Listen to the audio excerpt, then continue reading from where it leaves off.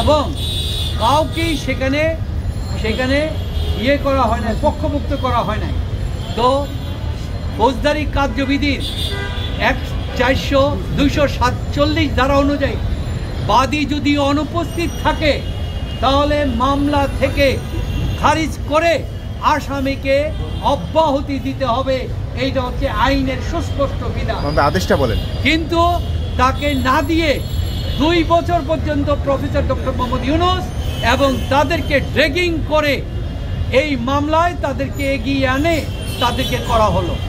তারপরে আমরা এটার বিরুদ্ধে আপিল, তারপরে রায় দেওয়ার পরে এনারা আমাদের বিরুদ্ধে অভিযোগ করে রায় দিলেন 6 মাসের কারাদণ্ড, নিম্ন আদালত 6 মাসের কারাদণ্ড, 5,000 টাকা জরিমানা এবং 307 ধারায় 25,000 টাকা জরিমানা করলেন। অথচ শ্রম আদালত 303 ধারায় যেই আমাদের আসামিদেরকে দণ্ড দিলেন 6 মাসে, এই অপরাধটা হচ্ছে কোনো নথিপত্র যদি রক্ষণ না করে, তলব করলে যদি প্রেরিত না করে, গাফলতি করে, তাহলে তার শাস্তি। কিন্তু এই ধরনের কোনো অভিযোগ আমাদের বিরুদ্ধে আনা হয় নাই। বিনা অভিযোগে এইখানে প্রলব্ধিত হয়ে নিম্ন আদালত অন্যায়ভাবে আইনের ভুল ব্যাখ্যা করে ফরমাসি রায় দিয়ে তাদেরকে 6 মাসের কারাদণ্ড, সর্বোচ্চ কারাদণ্ড এবং 30,000 টাকা জরিমানা করেছে। আর রায়ে আমি বলতেছি একটু ক্লিয়ার, আমরা পরবর্তীতে এই বিরুদ্ধে রায়ের বিরুদ্ধে 28/1/2024 ইংরেজি তারিখে রায় করি আর আপিল করি। আপিলটির নিয়ম হচ্ছে 2 মাসের ভিতরে শুনানি শেষ করতে হবে। কিন্তু আমাদের প্রতিপক্ষ হাইকোর্টে চলে গিয়েছিল। হাইকোর্ট তখন আবার কোর্টকে নির্দেশ দিয়েছে যে অতি দ্রুত মামলাটি সমাপ্ত করো। তারপরে তারা যখন রায় দিল, আমরা এই কোর্টকে বললাম আমরা হাইকোর্টের রায়ের বিরুদ্ধে আমরা কোনো উচ্চ আদালতে আপিলে যাব না, লিপ্ট আপিল করব না। কিন্তু শ্রম আইন অনুযায়ী 60 দিনের ভিতরে মামলা নিষ্পত্তি করার কথা এবং হাইকোর্টের আদেশ অনুযায়ী অতি দ্রুত মামলা নিষ্পত্তি করার কথা। কিন্তু আজকে 8 মাস হয়ে গেল মামলা নিষ্পত্তি করা হয় নাই। 8 তারিখে আমরা 1 তারিখে এসে আমরা 1/8/2024 তারিখে এই কোর্টে আমরা 2 পক্ষ যৌথ আবেদন দিলাম, কলকারখানা পরিদর্শন অধিদপ্তর এবং আমরা, যে এই মামলাটির আপিলটি মেরিটের মাধ্যমে মেরিট শুনানি করে দ্রুত নিষ্পত্তি করা হোক। কোর্ট তখন এই আজকের ডেট নির্ধারণ করলেন মামলাটি শুনানির জন্য এবং উভয় পক্ষ আমরা এখানে শুনানি করলাম, আমাদের পূর্ণাঙ্গ বক্তব্য দিলাম আর মেরিটের সমস্ত জিনিস করলাম। যে এই কোম্পানির বিরুদ্ধে মামলা, অথচ কোম্পানিকে আসামি করা হয় নাই। তারপরে 10 জন কোম্পানির 13 জন ডাইরেক্টর, 13 জনকে আসামি না করে 4 জনকে ডক্টর ইউনূস তাদেরকে আসামি করা হয়েছে। অথচ আইন অনুযায়ী কোম্পানিকে আসামি করা বাধ্যতামূলক, কারণ সে হচ্ছে শ্রম অধিদপ্তরের সাথে রেজিস্টার্ড, কোনো ব্যক্তি রেজিস্টার্ড না। তারপরে 4/8 বলা হয়েছে যে 6 মাসের পার হয়ে গেলে অটোমেটিক্যালি সে পারমানেন্ট। তারপরে 117-তে বলা হয়েছে অর্জিত, 17-এর সাথে বলা হচ্ছে অর্জিত ছুটি না দিলে এটা তার অর্জিত ছুটির সাথে যুক্ত হবে। এবং 234-এ বলা হয়েছে, 36-এ বলা হয়েছে 34-এর আদেশ যদি পালন করা 5% না দেওয়া হয় তাহলে সরকার একটা টাইম নির্ধারণ করে দিবে, ওই টাইমে দিতে হবে।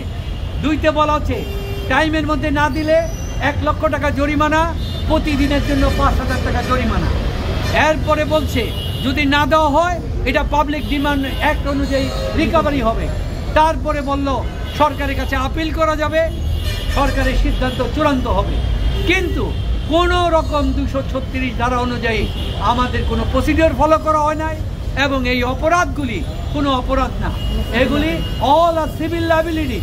কারণ শ্রম আদালতের 3টি যারা আছে, যে একটা হচ্ছে অ্যাডমিনিস্ট্রেটিভ আর একটা সিভিল। সিভিল মামলা হচ্ছে উৎপত্তি হয়েছে 283 ধারা থেকে, আর এই মামলাটি হচ্ছে 4/7, 4/8, 117 এবং 234। এগুলি ক্রিমিনাল অপরাধের মধ্যে চ্যাপ্টারে পড়ে না, অথচ এগুলিকে ক্রিমিনাল অপরাধ হিসাবে বর্ণনা করেছে, যেই জন্য জাতিসংঘ এগুলিকে পর্যবেক্ষণ করে বলেছে ন্যায়বিচারের সাথে প্রতারণা। তো সুতরাং আজকে কোর্ট এই সমস্ত জিনিস শুনানি করে বিবেচনা করে আজকে এই আপিলটিকে চূড়ান্তভাবে গৃহীত করেছে, মঞ্জুর করেছেন এবং জাজের থেকে আসামিদেরকে খালাস দিয়েছেন এবং অব্যাহতি দিয়ে। কারা কারা খালাস পেলেন? হ্যাঁ, কারা কারা খালাস পেলেন বলে দেন। আসামি যে চারজন, ডক্টর মোহাম্মদ ইউনুস, তারপরে হচ্ছে আশরাফুল হাসান, নূরজাহান বেগম এবং মোহাম্মদ শাহজাহান, তারা হচ্ছে চেয়ারম্যান এবং ডাইরেক্টর গ্রামীণ টেলিকম। অর্থদণ্ডটা কি হয়েছে? অর্থদণ্ড সহ যা আছে এই মামলা সমস্ত জিনিস এই মামলায় বাতিল ঘোষণা করা। রায়ে আপনারা সন্তুষ্ট কিনা?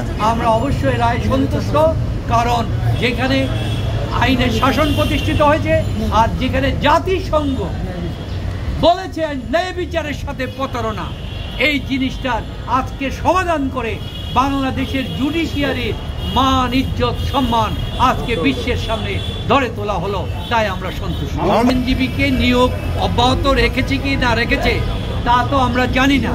প্রশ্ন হচ্ছে আমি যদি আজকে এখানে না থাকি, নিয়ম হচ্ছে ইন পার্সন সে করতে পারে। সুতরাং বাদীপক্ষ সরকারি প্রতিষ্ঠান, কলকারখানা অধিদপ্তর, তারা যৌথ পিটিশন দিয়েছে আমাদের সাথে এবং উপস্থিত থেকে আর্গুমেন্ট করেছে।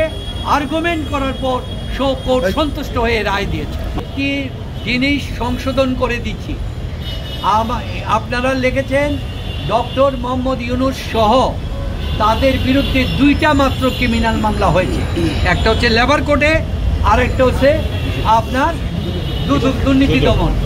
এইটা আজকে তো সমাপ্তি হয়ে গেল, আর ওইটা তো এখনো মামলা চলমান অবস্থায় রয়েছে, আর ট্রায়ালেই শুরু হয়নি। আর বাকি যে মামলাগুলি হয়েছে এগুলি তাদের ব্যক্তির বিরুদ্ধে হয় নাই, সেটি হয়েছে কোম্পানির বিরুদ্ধে, স্ব কোম্পানির বিরুদ্ধে, সেখানে কোনোটা নাই। আর গতদিন আপনারা একটা রায় ঘোষণা করেছেন যে আপনারা বলছেন হাইকোর্টে বলছে 266 কোটি টাকা, 566 কোটি টাকা জমা দেওয়ার জন্য। এই ধরনের কোনো আদেশ হাইকোর্ট দেয় নাই, কারণ 2004 সাল থেকে আরম্ভ করে 2017 সাল পর্যন্ত গ্রামীণ টেলিকম সমস্ত ট্যাক্স দিয়ে এসেছে, যেটা deputy commissioner, joint commissioner, additional commissioner এবং কমিশনার পর্যন্ত অ্যাপ্রুভড হয়েছে। 2017 সালে আইনের নিয়মকে বরখেলাপ করে এটাকে রিওপেন করে ডেপুটি কমিশনার এটা ওপেন করেছে, যার কোনো ক্ষমতা নাই। মামলা করা হয়েছে কেন, চ্যালেঞ্জ করা হয়েছে কেন, এটাকে অবৈধ করা হবে না। সুতরাং এইখানে কোর্ট আদেশ দিয়েছে, এটা অবৈধ কি অবৈধ না, তার কখনো টাকা দেওয়ার ঘোষণা দেওয়ার অধিকার নাই, সেটা আপনারা ভুল দিয়েছেন, কোনো হয় না।